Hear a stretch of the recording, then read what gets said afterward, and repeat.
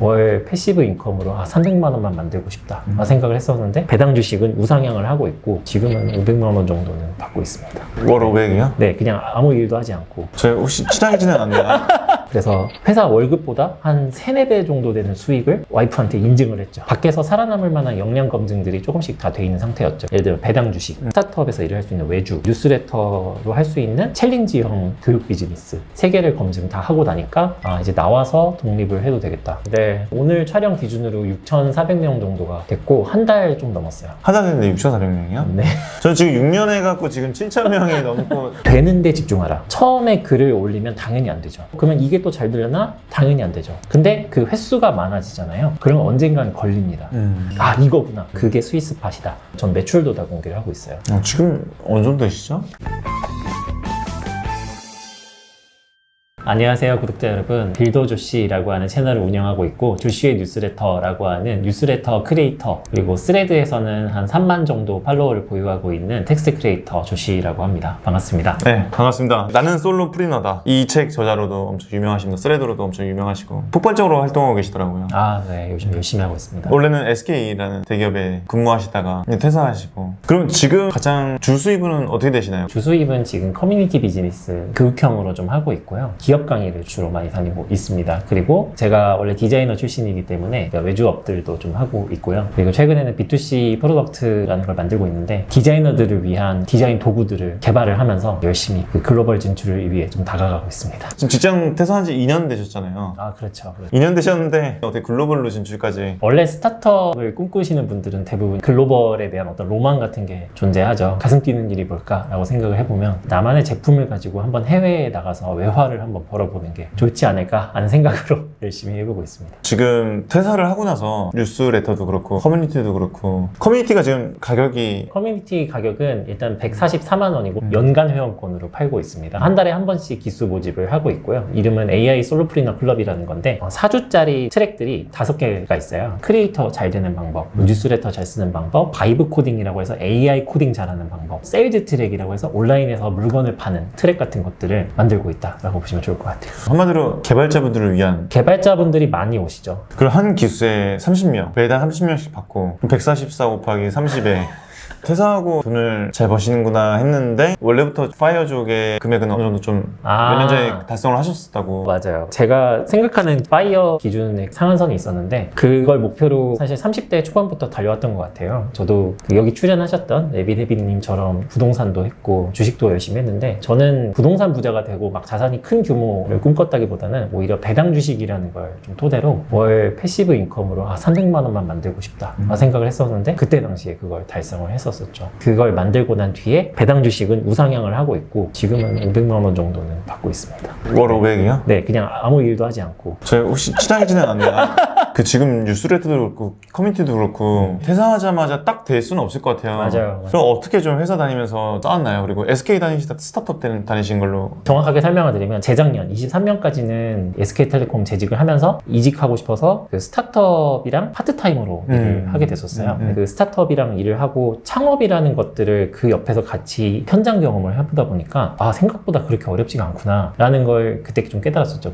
이런 것들은 좀 안전하니까 해봐야겠다 라고 하는 게 뉴스레터 비즈니스, 그리고 앱을 만드는 거, 이런 것들이었는데 뉴스레터가 구독자가 모이기가 어려운 유형의 플랫폼인데도 불구하고, 왜냐면 가치가 높아야 구독을 하잖아요. 돈 내고. 그렇죠. 그리고 이메일을 줘야 되기 때문에 내 개인 이메일을 준다는 것은 신뢰를 좀 해야 된다는 뜻이었기 때문에 그런 포인트에서 가능성을 봤는데 1000명 정도 딱 되고 수익화를 한번 시도를 딱 해봤어요. 한 3일 만에 상세 페이지 같은 거 하나 딱 런칭하고 순식간에 60분 정도가 결제가 들어오는 거예요. 제가 첫 상품이 한 10만 원 정도였거든요. 그때 깨달았죠. 유튜브를 하시는 분들이나 뉴스레터를 하시는 분들, 이런 분들이 우리가 염두에 두는 게 가입자 대비, 조회수 대비 얼마나 구매 전환율이 나오냐, 이런 것들을 굉장히 측정을 많이 하시는데 뉴스레터가 그게 생각보다 꽤 높은 거예요. 이건 사업성이 좀 있겠다 생각을 해서 수익화를 했었죠. 그와 동시에 저는 외주 일도 좀 하고 있었어요. 한 2-3군데랑 같이 동시에 일을 하면서 여러 가능성을 동시다발적으로 검토하던 와중에 수입을 올리게 됐습니다. 그래서 회사 월급보다 한 3-4배 정도 되는 수익을 와이프한테 인증을 했죠. 밖에서 살아남을 만한 역량 검증들이 조금씩 다 돼 있는 상태였죠. 예를 들어 배당 주식, 스타트업에서 일을 할 수 있는 외주, 뉴스레터로 할 수 있는 챌린지형 교육 비즈니스 3개를 검증 다 하고 나니까 이제 나와서 독립을 해도 되겠다라는 생각에 마지막 보너스만 받고 그것만 받고 퇴사하자 이렇게 됐습니다. 그럼 뉴스레터를 잘 쓰는 그 방법이 좀 있을 것 같은데요. 처음 뉴스레터 썼을 때는 15시간씩 썼어요. 분량으로 따지면 1만 자 정도 되거든요. 근데 그때 당시 좋은 뉴스레터들도 그렇게 쓰고 있었어요.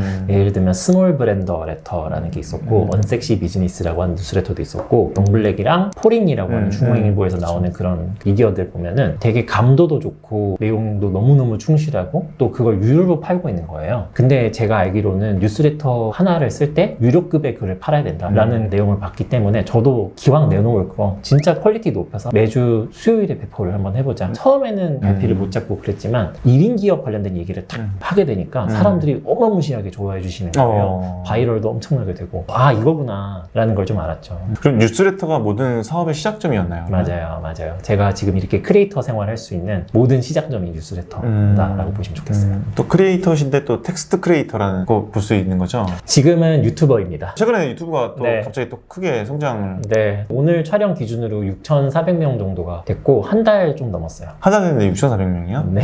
저는 지금 6년 해갖고 지금 7,000명이 넘고 그 뉴스레터는 어떤 채널에다 발송을 하셨나요? 2호라고 하는 스타트업 전문 미디어가 있어요. 그 유튜브 구독자가 한 80만 명 정도가 넘는 채널인데 거기서 전용적으로 발행하는 소위 말하는 오픈 블로그 같은 브런치 같은 곳이 있습니다. 거기에 글을 올렸는데 매번 1위를 할 수가 있었어요. 저는 항상 그렇게 글을 썼었거든요. 스타트업에서 제가 배웠던 건 뭐냐면 되는데 집중하라. 처음에 글을 올리면 당연히 안 되죠. 그러면 이게 또 잘 되려나? 당연히 안 되죠. 근데 그 횟수가 많아지잖아요. 그러면 언젠간 걸립니다. 그 걸리는데 집중을 하는 거죠. 이게 사람들이 원하는 거였어 라는 걸 찾아냈고 그런 비슷한 주제의 결들을 다시 한번 내놨더니 또 된다. 이건 가설 검증이 됐다라고 표현을 하거든요. 근데 그걸 뉴스레터에 적용을 했었고 유튜브도 지금 똑같이 그렇게 했었어요. 처음에는 한 5개 정도의 기획이 있었는데 처음에는 뭐 인터뷰도 해보고 고라메 공원 같은 데서 이렇게 카메라 들고 브이로그도 찍어보고 앉아서 튜토리얼 그러니까 AI 잘 하는 방법 이런 것들도 찍어보고 이것저것 다 했는데 걸리는 게 딱 있는 거예요. 생각보다 사람들이 AI는 뉴스 콘텐츠랑 강의 콘텐츠를 결합한 걸 좋아하시는구나 라는 걸 깨닫고 그거에 집중해보자 했는데 터진 거죠. 다음 기획을 해보자 라고 해서 그걸 또 했더니 더 잘 되는 거예요.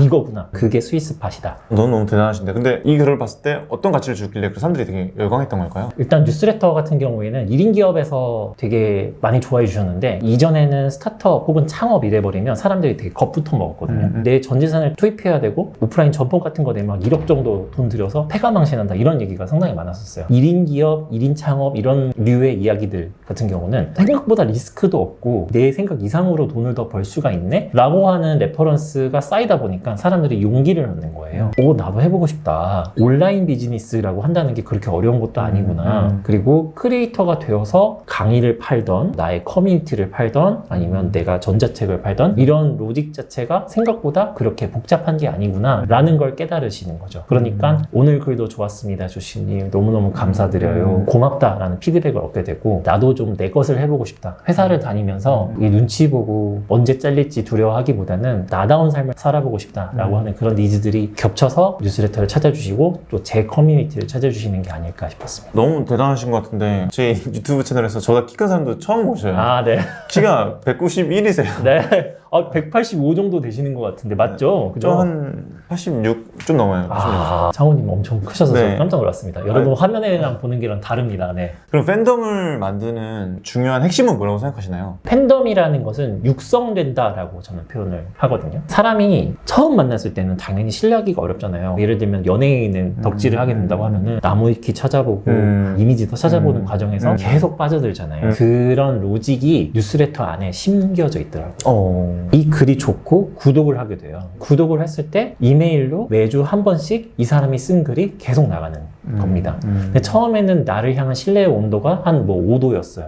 근데 그게 다음 주에 되면 10도, 15도, 20도 그렇게 되면서 36.5도까지 딱 오게 되는 거죠. 그러면은 그때 딱 팬이 듭니다. 팬덤이라고 하면은 팬 전체를 아우르는 말이겠지만 팬이 되어가는 과정이라고 하는 것은 저는 콘텐츠 크리에이터는 어쨌든 꾸준한 콘텐츠 발행을 통해서 하나씩 내가 모르는 사람들을 나에게 친숙하게끔 만드는 그런 과정인 것 같아요. 근데 요즘 유행하는 말이 성공파리, 뭐 강의파리 이런 네. 말이 좀 있잖아요. 맞아요. 근데 조씨님한테는 전혀 그런 게 전혀 안 느껴지고요. 그런 바이브가. 유익함, 친숙함, 신뢰도가 그런 브랜드를 좀 만든다고 생각하는데 조씨님만의 사람들에게 좀 신뢰감을 주는 그 요소는 뭐라고 생각하시나요? 제가 라이브 같은 걸 할 때가 있는데 그래도 질문하시는 그걸 굉장히 성실히 답변을 다 드리기도 하고요. 최대한 거짓말을 하지 않으려고 노력을 많이 하는 것 같아요. 제가 지금 스레드나 링크드인에 되게 진실되게 제가 지금까지 창업을 한 과정, 제 생각 이런 것들을 투명하게 다 공개를 해왔습니다. 전 매출도 다 공개를 하고 있어요. 지금 어느 정도 되시죠? 매출은 지금 올해 5천만 원 정도를 평균적으로 내고 있고 월 5천이요? 네네. 영업이익은 어느 정도? 영업이익은 한 66%에서 75% 정도 내고 있습니다. 어디서 그렇게 수익이 많이 나오세요? 기업 쪽에서 좀 불러주세요. 어떤 주제로 많이 불러주세요? AI 관련된 이야기들을 좀 하고 있고 저는 IT 쪽에 오래 있었던 그 프로덕트 디자이너라고 하는 그 직업군에 있었기 때문에 AI를 가지고 저희 실무 현장에 투입될 수 있는 그런 기술들을 혹은 강의들을 알려주세요 라고 말씀을 주시는 겁니다. 어떻게 연락이 오나요? 책 보고 연락 오나요? 뉴스레터를 주로 보고 오시기도 하고요. 그 정도로 강력하네요. 유튜브를 최근에 정말 많이 키우고 있는데 유튜브가 훨씬 더 좋은 채널이라는 걸 더 알게 돼서 제가 기업 강의 관련된 부분에서는 확실히 좀 더 영역을 잡아보고 싶어서 그쪽으로 좀 집중을 하고 있습니다. 너무 대단하시네요. 매출 공개도 그렇고 내가 걸어온 길에 대한 진정성을 꾸준하게 발행했더니 그런 신뢰를 사람들이 많이 느낀다는 거네요. 네, 맞아요.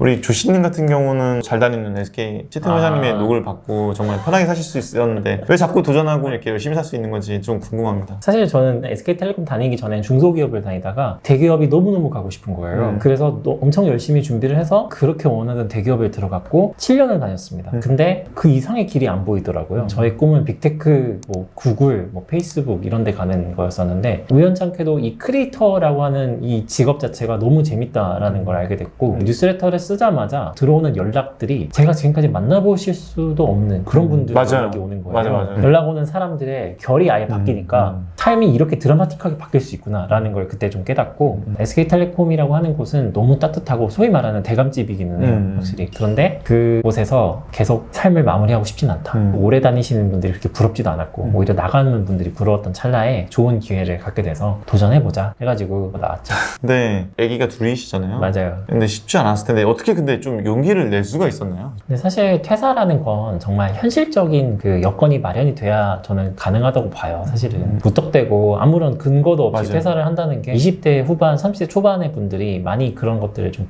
봤었는데 나와서 자리를 못 잡는다든가 방황을 한다든가 그랬을 때는 정말 자존감이 더 바닥으로 맞아요. 내려갈 거거든요. 맞아요. 근데 저도 사실은 퇴사하고 나서 자존감이 내려간 적이 많았어요. 이제 그냥 허허 벌판에 놓여져 있는 아무것도 아닌 사람이구나 라는 걸 많이 느꼈는데 그랬을 때마다 내가 현실적으로 지금 그래도 소득이 얼마지? 그리고 얼마나 돈이 들어오고 있지? 라는 거를 계속 점검을 하고 이렇게 안전장치는 걸어놨으니 그래 내가 할 수 있는 걸 해보자 라는 쪽으로 집중을 할 수 있게 되었죠.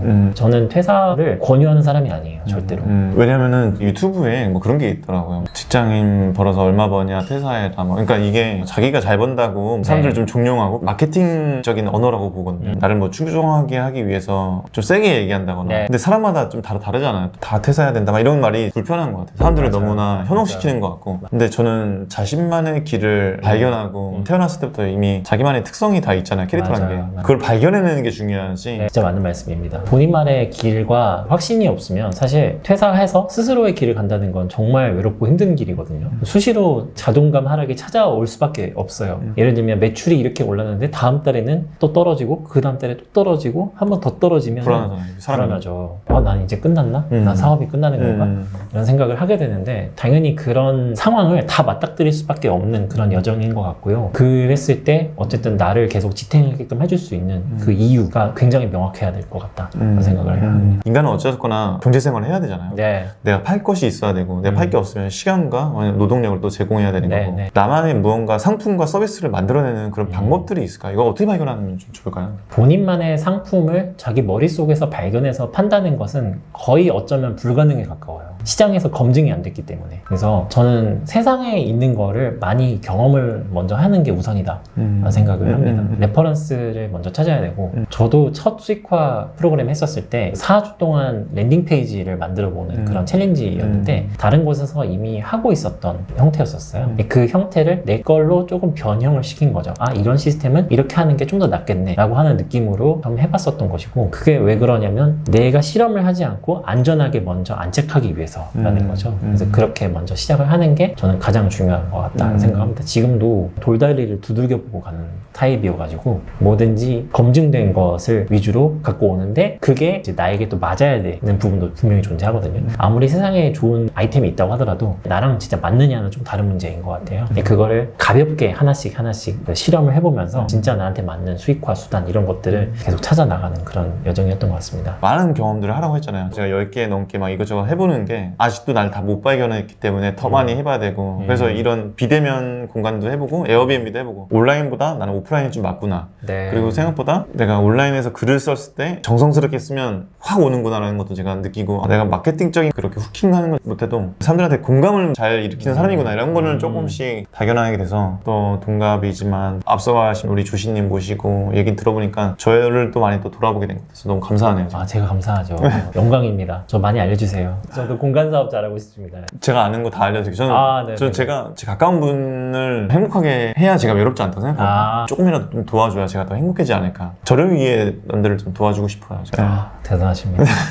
존경합니다. 그럼 마지막으로 나만의 인생을 좀 살고 싶은 분들이 길을 아직 못 찾고 있다. 그런 분들이 계시다면 해주고 싶은 말씀이 있으실까요? 뭐든 저는 작은 시도들을 많이 해보셨으면 하는 바람이 굉장히 커요. 그렇다고 너무 생각 없이 하는 그런 시도가 아니라 내가 그래도 이건 좀 할만하겠는데 하는 시도들을 최대한 많이 해보는 게 저는 제일 중요하다고 생각합니다. 그러다 보면 어느새 세상이 나를 발견해 주더라고요. 저는 그런 약간 원칙 같은 걸 찾았어요. 콘텐츠 제작 같은 것들도 다 그렇게 해서 스레드 같은 것들도 던지다 보니까 약간의 저만의 어떤 감이라든가 공식 같은 걸 찾아내서 그걸 계속 위주로 파고 들어가서 3만 정도가 되었고, 링크드인도 사실 국내 8위라고 하는 타이틀을 갖게 된 것도 링크드인에서 통하는 글이 과연 뭘까에 연구를 해서 계속 던져본 끝에 인기를 얻게 됐고, 유튜브도 최근에 그렇게 하면서 한 달 만에 꽤 많은 구독자를 그래도 모을 수 있게 되었었어요. 그런 근간에는 뭐냐면 실험 정신이 있었던 것 같습니다. 실험을 통해서 계속 잘 되는 지점들을 발견해 나가고 그 잘 되는 지점을 계속 공략하면서 여러분들도 충분히 자리를 잡을 수 있는 나만의 길을 갈 수 있지 않을까. 제가 그 말씀을 드리고 싶고요. 제일 중요한 건 그래도 글쓰기라고 저는 생각을 합니다. 제일 중요한 것 같아요. 그냥 내가 일기장에만 글을 쓰는 게 아니라 어디든 올려보시길 바랄게요. 어디든 올려보면 내 생각이 팔리네? 내 생각이 안 팔리네? 이렇게 바로바로 반응이 나오거든요. 요즘처럼 피드백이 빠른 사회가 없어요. 그래서 그런 피드백들을 여러분들이 꼭 다 체험을 하시고 여러분들은 다 원석이시다 보니 깎아나가는 그런 과정들을 가져가셨으면 너무너무 좋겠습니다. 아니 근데 원래 직장 다니다가 집에 오면 자고 싶잖아요. 이런 시도들을 하려면 좀 쉽지 않을 텐데 왜냐면 에너지를 또 써야 되잖아요. 퇴근하고 나서. 맞아요. 우리 조씨님 그렇게 할 수 있었던 게 혹시 절실함이었는지 아니면 결핍이었는지, 왜냐면 어렸을 때 좀 힘들었다고 이게 책에서 좀 봤거든요. 맞아요. 저는 결핍이 있었죠. 굉장히 가난하게 살았습니다. 특이하게 가난했어요. 저희 아버님도 IMF가 오고 한 번에 폭삭 무너지셨었어요. 다가구 주택에 사셨는데 저희 집이 그래도 집주인이었거든요. 저희 아버지가 냉장고 엔지니어셨는데 그거 하시다가 갑자기 수요가 탁 없어지니까 그 보증금들이 있었어요. 아래가 한 5집 정도 살았는데 그 집이 다 나가겠다고 집도 안 팔린 상태에서 보증금을 다 줘야 되는 상황이었었어요. 그래서 빚을 내면서 그 보증금들을 다 주고 재산이 마이너스가 되신 거죠. 수원에 서둔동이라는 동네가 있는데 그런 판잣집 동네에서 갑자기 살게 돼서 라면만 먹고 살았어요. 저는 지금 그래도 나름 자수성가를 했는데 그 당시에는 참 아무것도 없었던 것 같아요. 그래서 혼자 스스로 해결하고 사고하는 능력들이 거기서 길러진 것 같습니다. 아무도 나의 문제를 해결해주지 않는 거니까요. 부모님도 밖에 나가서 일만 하고 들어오시지 아버지는 매일 술 드시고 주무시지 그러니까 나의 삶이라든가 이런 것들을 나 스스로 체험하고 해결할 수밖에 없는 거예요. 그런 과정들 통해서 어떻게든 목표를 달성을 해야 내가 그래도 이 삶을 벗어날 수 있겠구나 라는 생각을 좀 했던 것 같습니다. 제가 왜 여쭤봤냐면 네. 분명히 이 정도 노력을 안 해도 되는 사람이 있거든요. 이 정도면은 네. 이제 편하게 살고 여행 네. 다니고 네. 이 에너지가 오히려 뻗어나가시는 분이 있어요. 그런 분들이 항상 좀 결핍과 절실함이 엄청난 원동력과 에너지가 되는 것 같더라고요. 맞아요. 그걸 느꼈기 때문에 여쭤봤는데 맞네요. 네. 그래도 좀 성인이 돼서 최근에 그걸 좀 채우고 나니까 그 다음 길은 뭐가 돼야 되지? 라는 생각을 좀 갖게 되더라고요. 사실 내 가족 행복하고 돈 걱정 없이만 살고 싶다는 생각만 하고 있었는데 그게 어느 정도 좀 이루어진 상태에서는 어떤 삶을 추구해야 되지? 라는 그런 질문 속에 살고 있는데 얼마 전에 신재식 님이라고 네, 데일리 호텔 창업자님을 만나면서 1대1로 같이 커피챗을 하면서 얘기를 했었습니다. 그분도 결국은 자유를 얻었잖아요. 600억이라고 하는 돈을 받고 회사를 팔면서 엑시트를 해서 완전 큰 부자가 돼서 4, 5년 정도를 일신에서 떠나서 여러 나라를 여행하고 다시 돌아와서 그 일을 해요. 근데 크리에이터 일을 한다는 것이죠. 근데 생각보다 고되단 말이에요. 크리에이터라는 직업 자체는. 근데 그걸 왜 하고 있냐 물어보고 저도 지금 사실은 파이어를 꿈꾸고 그 기준을 어느 정도 충족한 뒤에 그 삶을 어떻게 살아야 되죠? 라고 물어봤더니 그분이 딱 이 얘기를 하더라고요. 사람이 살면서 필요한 게 직업이 아니냐. 직이라는 게 있고 업이라는 게 있다. 직이라는 것은 회사를 다니면서 내가 일을 하는 어떤 직무 이거에 가까운 것이고 그 회사라는 곳의 최종 목표는 퇴사다. 이거인 거예요. 남이 시키는 일을 하지 않기 위해서 난 이 일을 하는 거다.